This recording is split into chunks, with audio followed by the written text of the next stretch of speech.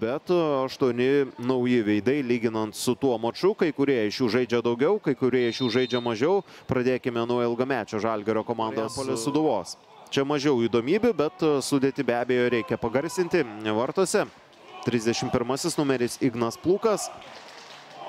Sūduvos ataka, Amaras Gaidara, gera galimybė jam, bet Kauno Žalgiris apsigina. 8 Nauris Petkevičius, štai čia pasižiūrėkime tą situaciją, geras perdamas, Amaras Gaidara griebėsi už galvos ir čia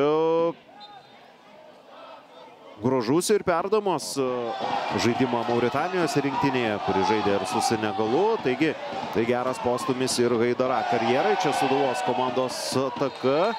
Ir galiausiai Amadou Sabo.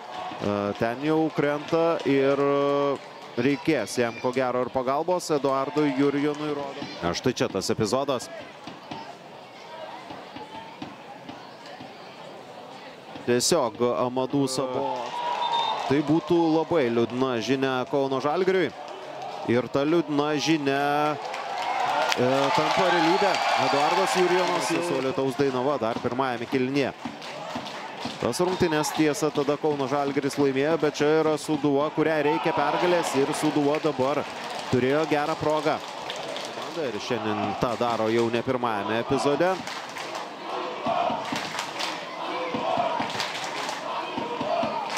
Dar kartelį tas baudos. 33 minutė ir dabar ko gero būtų pats metas pasižiūrėti į statistiką ir į ypatingai kamulio kontrolę dabar. Keičia Temūrą Čogadzę. Taigi vieno Kartvelo aikštėje neliko, bet pasirodė kitas. Istorijų skiltyje bus nuoroda, kalbant apie balsavimą. Kol kas dar ko gero ankstoka balsams. Sunkoka būtų kažką ir išskirti, kalbant apie geriausią. Čia smūgis. Dar kartelį tas epizodas, štai čia momentas, Sidis Sanoko ir Gaidara įsibėgėjo, jo bandymas, pakankamai aštrokas kampas. Štai čia epizodas ir dar kartelį. Čia praėjusią savaitę ketvirtadienį, tada prie rezultato 0-0, na jau tame, čia Sidis Sanoko. Sigina ir štai čia yra variantas bėgti, Valdas Paulauskas ten.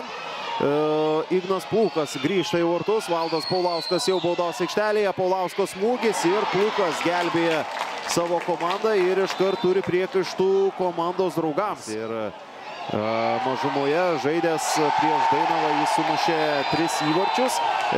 Čia Antonas Tolordavo mojuoja pirštuku, bet gauna kortelę ir Tolordavo siunčia Kęstutį Bartuškevičių. Skirtinis ir komanda konkurencinga, varžomasi dėl aukščiausių pozicijų. Štai čia bus ko gero aiškesnis momentas. Kabinamas Aldaíras Hernandesas su pridėtų laiku sužais maždaug 20. Jeigu, aišku, negaus jis raudonos kortelės, bet tai jau būtų kažkas iš absurdo net jau srities. Jeigu trečias žaidėjas gautų raudoną kortelę, na tu žaisi 11 prieš 9, kol galiausiai įmuši. Čia bus žaidžiama tiek, kiek laiko liko. Ir Andrių Zočiukų, jo perdamas. Markas Beneta. Andrių Zočiukų, vėlgi daug erdvės, jo perdamas. Živanovičius, Sidis Sanoko ir Deividas Mikelionis. Aikštės išsijudinti Žairas ir ko gero tęs rungtynes. Dabar 8 prieš 11. Smūgių į vartų statistika. Dar vienas smūgis ir čia Lakitomas.